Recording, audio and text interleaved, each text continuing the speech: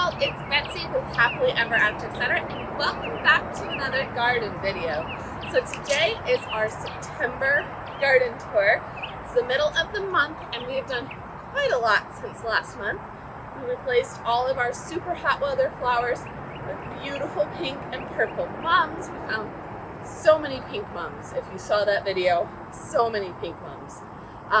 We've also finally put the arbor back up, which was a huge accomplishment. It has been down for 3 months. We got it in June and it's been down since June, which is sometimes the price you pay to get something on Facebook Marketplace, which is where Mom got it for my birthday. I still love it, but it needed a little TLC. It's finally got the TLC. That was a whole other problem, but it is up. We've also put a few of the estate sale finds, like my new bird bath, out in the garden, and a few of the other pieces and shepherd's hooks and things. It is towards the end of the season, and so far we have had no flats of pansies to purchase anywhere in my area, so we may not have pansies this year. I'm not sure why they're not available, but it's okay. If we don't need them, we don't need them. So we're gonna go around and just see what is blooming. A few dahlias are blooming, the mums, some zinnias. The garden is looking better than last month, but of course not as great as the heat of summer, before the heat of summer hit. So let's start up by the new upright arbor and head around.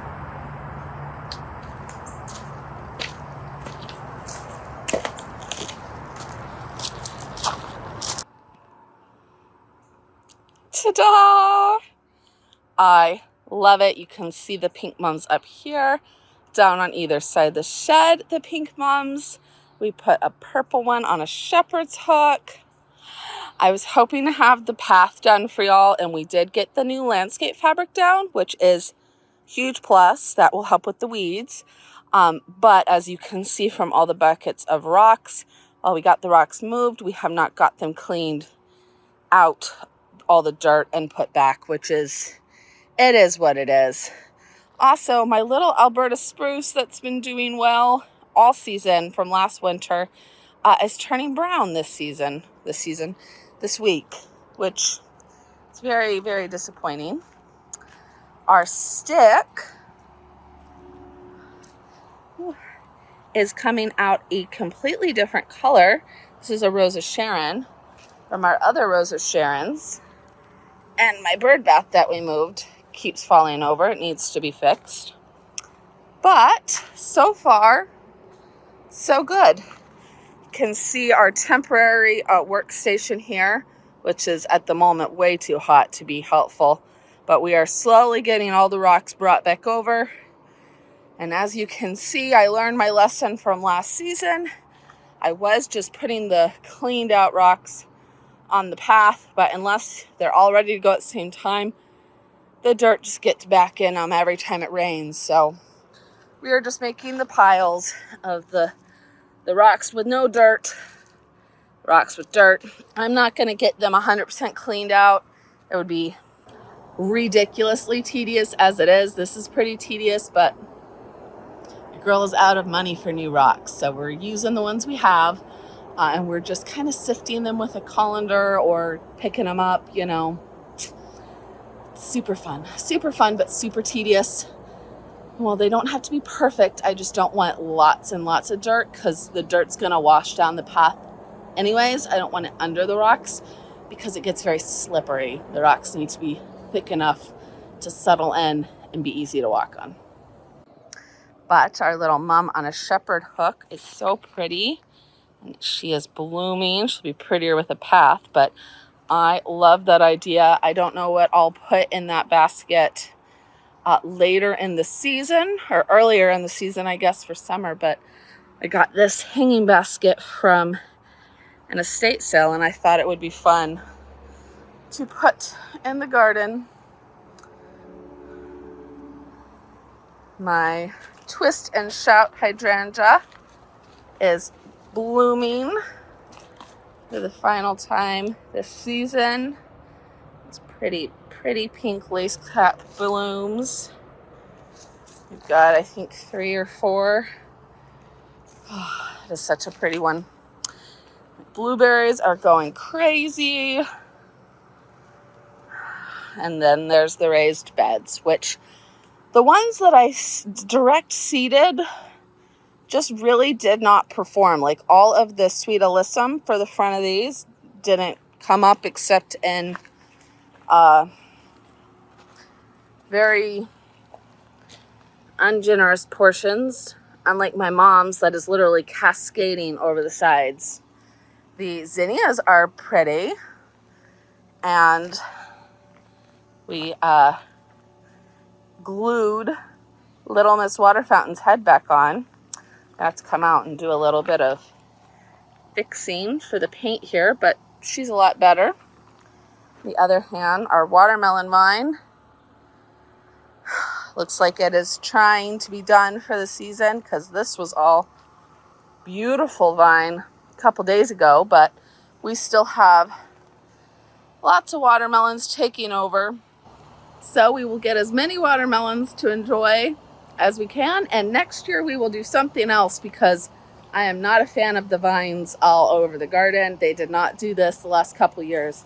I have grown these sugar baby watermelons up trellises for like 3-4 years now, and this is the second year since getting the raised beds. They liked the other bed better. These beds they just come over the side of. Maybe if I was more diligent about putting them up, but I mean, the vines they would have to go up and up and around, so I'm not sure what, but I think we need a different solution for them. On the other hand, our gomphrena and our roses are blooming. The mums on either side of the door are blooming, and look how pretty. These are my favorite mums, and they are pink. They have little yellow centers, but they are not red, not maroon. They are pink. The purple ones over here can see the difference. They are purple. And the dahlias are blooming. They still have buds on them. They are so pretty. Antennas going crazy. And that brings us back to the coneflowers, which have pretty much gone to sleep for the season. We get 1.5 flushes of beautiful blooms out of these, but for the most part, their main one set of blooms last for months in the summer and have just kind of gotten cut back. They will come back for us next year, so worth it. On the other hand, the sedum we planted last fall is just waking up and starting to bloom and creep over this little retaining wall, which makes me very happy. The mums in the ground that have already bloomed for us once this season are about to bloom a second time.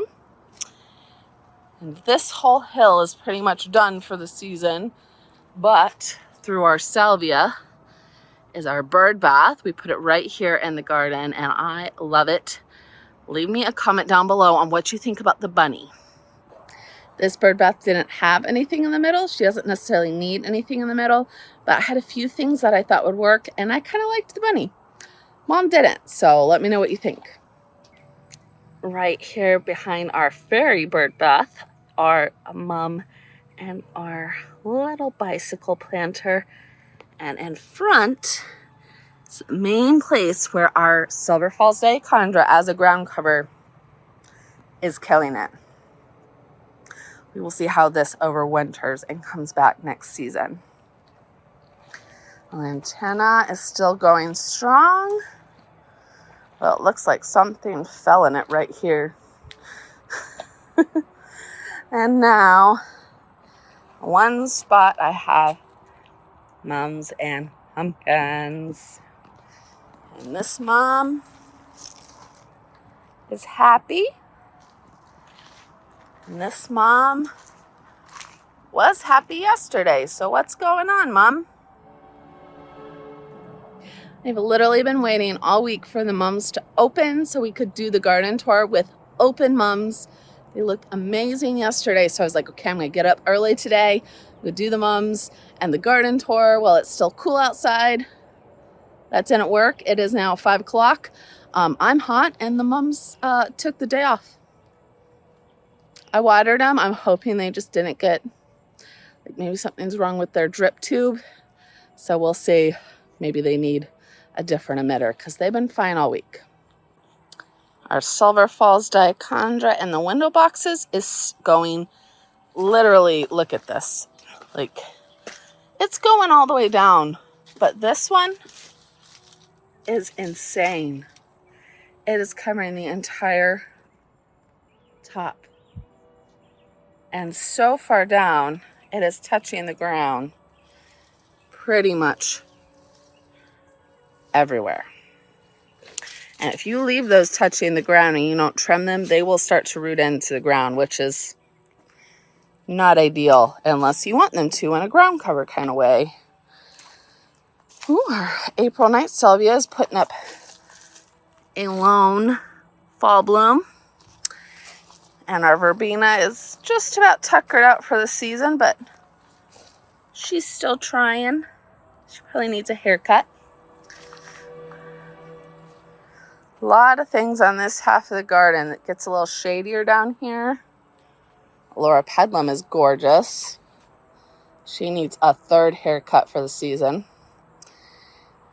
But a lot of things down here in the shade. Kind of go to sleep a little earlier than the sun things even. Cannot wait to put things around this fountain next year.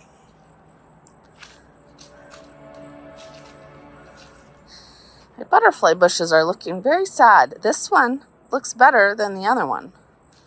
I hope they don't need to be replaced next year because I like them. Oh, and look at this.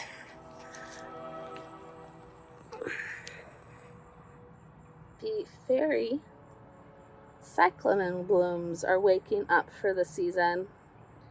This is really their time to shine in the cool time of year.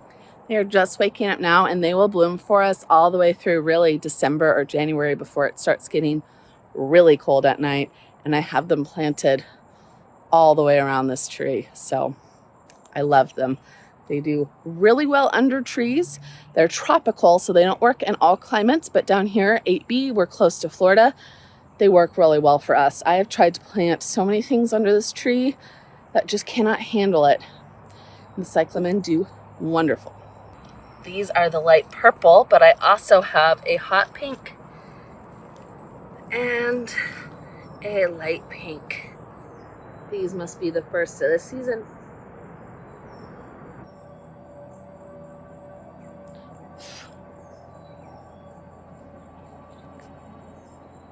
That's about it for this garden tour. I love all the mums. I'm so happy with them.